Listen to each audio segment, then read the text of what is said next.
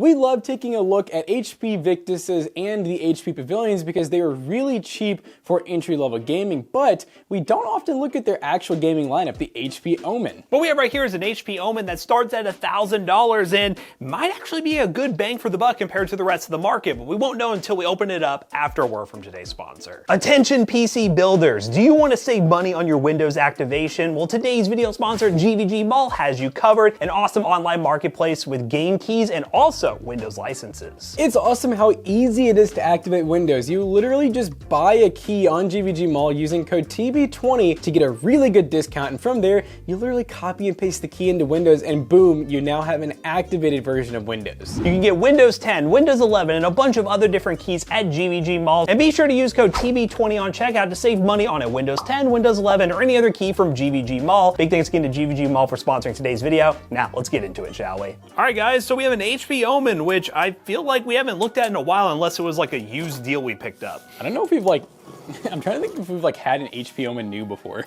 No, I don't think so, but yeah, this is the HP Omen new. This is a review sample sent over by HP for us to use. But yeah, we're gonna take a look at it. It comes with a 13400 non-F and RTX 4060 and DDR5 memory for 1,000 buckaroos. Boom, so we get some packaging materials, we get our power cord up top. But yeah, this is kind of like really it's the Alienware of HP, if you will. So obviously you are gonna be paying quite the premium for some of those other brands, but from what we can tell, it seems like HP does a pretty good job at pricing their gaming lineup, similar to how they'd price like their Pavilions and Victuses, where they're just very fair. Oh God, Got it. That felt dangerous. It's a dangerous pull. Whew. I'll tell you what, it's a little heavier than a Victus.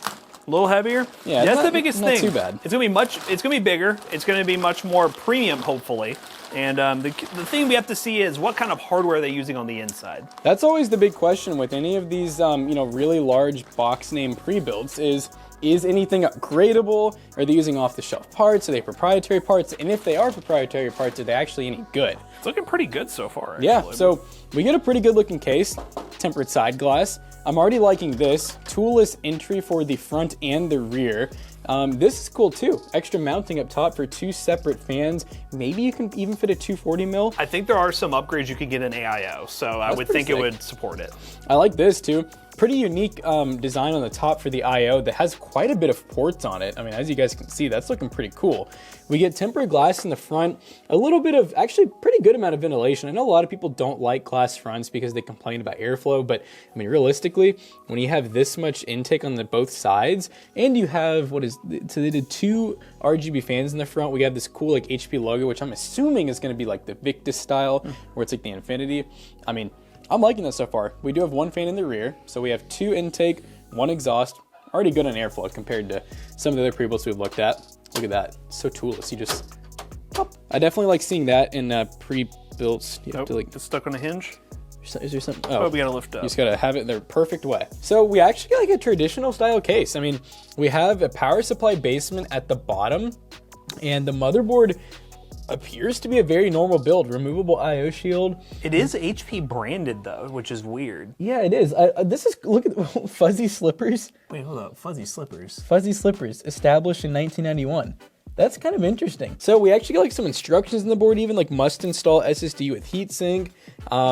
I mean, standard motherboard mounting. This is just using like the LGA backplate that they then screwed in. So you do have to put in a certain backplate, but I mean, in theory, this opens you up to different coolers. You're using, so it's HP Fury RAM. So is that like a collaboration, or does HP actually have Fury So RAM? I think the Kingston line is owned by HP. So Okay. I think that's what this is. So 16 gigs, Yeah, Kingston and HyperX, basically. 5200 megahertz XMP5. Big props to HP for doing that on the system too. I mean, they could have gotten a DDR4 board, but they didn't. They got DDR5 and it's dual channel and it's RGB. This card is so cute. I can't believe they have 4060s that are just so It's so so nice. tiny, a little single fan card. It'll be interesting to see the temperatures on it, but the 4060 I would assume will run pretty fine. I mean, it's not a super power hungry card. Yeah, single 8-pin. You do have the option with 1 extra 8-pin as well, which we'll dive into the back in just a second. We get a Wi-Fi card down here. Now for the SSD, we have a WD Black NVMe Gen 4x4 SSD. So good job, HP. This is actually a Gen 4 512 gig. And then up here, this is the one thing I'm noticing that's like slightly proprietary, but it's not. The 4 pins are there, but they're separate. It's kind of interesting. But I mean, they just take standard 4 pins, so I guess it's no big deal. Standard fan headers, USB 3.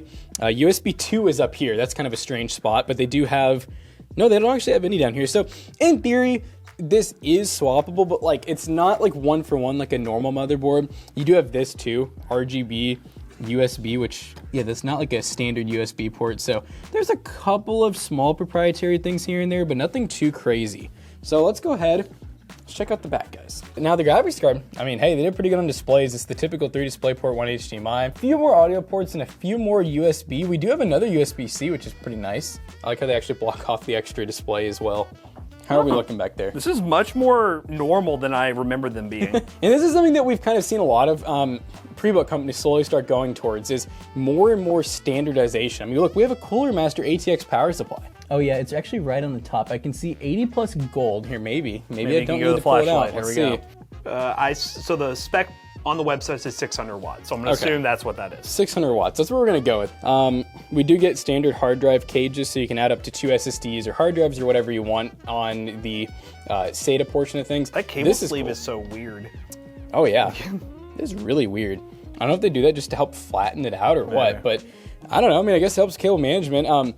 This is interesting. It's a 3-pin and a 4-pin hub. So I guess just depending on the system they use it in, they probably just had this specific board made. Yeah, that's really strange. Yeah, because it's like, I mean, it's a cool hub that you get both, but definitely kind of, it almost seems like it would complicate things for them. But yeah, I think probably what you said is right. It's probably just so that maybe they can't get 4-pin fans at some point, so then they'll use 3-pin or vice versa. Why are they even using 4-pin? I don't even know. That's what they're mostly using. Then we have this random 3-pin that I assume probably is for the RGB in the front, like the little strip. Oh, 2 more SSD cages here too. Nice. I mean, they're really about expansion with this thing. These are interesting. They're instead of zip ties, you like lock them in. They're ribbed. They're ribbed. Maybe these things are cheaper than zip ties. I don't know. Well, anyways, I mean, oh, and they're reusable. That's probably that's reusable. Yeah, that's probably it. So, hey, HP, y'all are looking good. I mean, I like that they kind of built this system almost feeling as though they want you to be able to upgrade. That was something that pre-built manufacturers did not want people to do years ago. They're realizing people can build their own computer. It ain't hard. I mean, let's be real. We have a pre-built company and everything, and you know, it's hard to be competitive when you have pre-builts like this that are just so well priced, but we need to actually game and make sure that it's well priced because we don't know that 100% yet. I want to see the RGB. Oh yeah, we need to turn it on. We got to see if it actually turns on. Does it even work? We've just never had an HP that doesn't work. And I'm not saying that in a shill way. I just mean like they've always worked. All the Victus has always worked. The one. Yeah, this will be the one that doesn't turn on. It appears to be plugged in. Oh, wait a minute. There it goes. Oh. It was just a really slow first turn on, I guess. It was really quiet. So it looks like they inside, got an LED strip? Yeah, so we got an LED strip that's like on, is it on RGB? I think it's on RGB right now. And then we have the RGB RAM, we have the tower cooler, and the front, which I think they might have a program installed where you can customize that. Oh, I guarantee it, yeah. And out of the box, it's looking pretty nice. Definitely RGB will make it look a little better. Cable management, you know, it could be a little better for it being a see-through side panel, like as far as just maybe kind of bundling all of these together with like the 24-pin like that and then kind of hiding these. But hey, for a pre-built, they did pretty good. But at this point, we really have the question of how well will it game? And of course, we got to run our time spy because I'm very curious to see what this pre-built will get compared to a PC we could build ourselves. Yeah, one important thing to mention is when we first planned this video, the PC was $1,049. And then a few days before we filmed, it went up to $1,400, but now it's back to $1,049. So that we're gonna value it at that price point because at that price point, it is up for debate. I would not spend $1,400 to $1,500 on this. So we'll see what it does at that price point, which is the current price at the time of recording this video, and go from there. All right, guys, we are playing some Halo, some good old Halo Infinite, and we are currently at 120 FOV. We got 1080p, a minimum frame rate of 30, which I don't think we'll ever hit, and then a high quality preset. I hope we don't ever go as low as 30, guys. I don't know if we're gonna hit 30. No, we're looking pretty good, honestly. Not too bad. I don't think we got nothing to worry about. So, yeah, we're just playing some good old Halo, which is a AAA title that does require quite a bit of hardware to be able to run well. Oh yeah, I'm feeling good about this Omen, guys. And that's really what we're gonna focus on with this Omen because we're at $1,000. We expect you to be able to play these games at 1080p at the minimum on high settings, maybe stretching to 1440p as well. But yeah, as you can see so far, looking good. Temperature's looking solid. We'll keep it on that 40-60 long term, but 70 degrees Celsius is more than acceptable for a single fan card.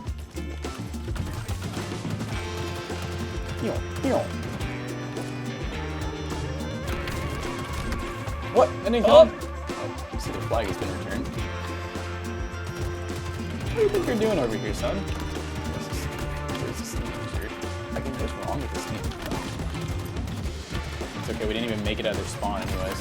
Triple kill! And they have a flag. My punch didn't.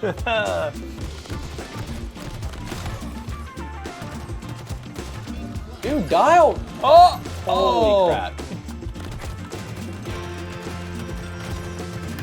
Hey, Oh Uzi my dude. God, give me a one. Dude, can this guy grow up over here? Jesus Christ. Nope, now that they dropped it. Okay. Wow! That was like the worst team I've ever had. Well, anyways, Halo ran really well. I mean, high refresh rate, high settings, and that kind of just tells you that really any AAA and any esports is going to run great at 1080p. We're gonna try another one, Call of Booty. All right, gamers, we're in the warm-up lobby, but we're playing some Warzone on the balanced preset. We're rocking DLSS, of course, on quality settings right now. And yeah, I'm excited to see what the performance ended up being like, but so far, looking good. We're on the Fortune's Keep. I'm ready to get deployed to the front lines. I was born for this. Oh, dude, that's all you.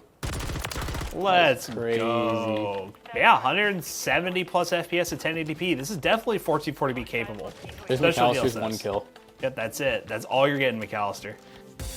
Oh! I thought I heard right! Oh. Oh! No shot. Oh, come on. Oh, yeah. They are going to be so mad at me for that.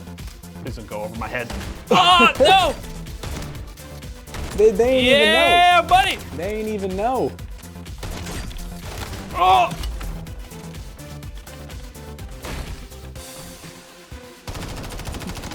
I confused him. Oh, slide shot, baby! Why was there someone there?